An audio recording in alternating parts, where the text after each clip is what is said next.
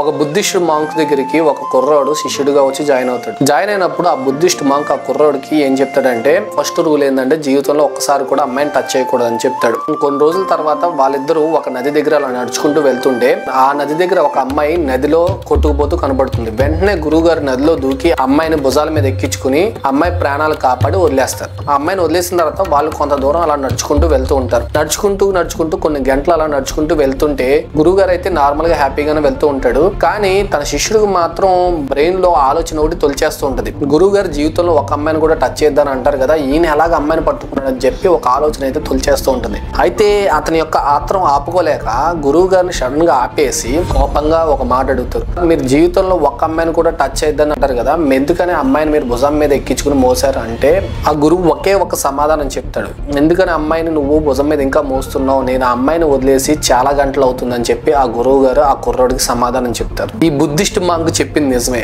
మన బ్రెయిన్ లో అనవసర విషయాల్ని ఎక్కువసేపు మోసి హరిబరిగా మన లైఫ్ ని చాలా విషయాల్లో డిసప్పాయింట్ గురయ్యేలా చేసుకుంటున్నాం.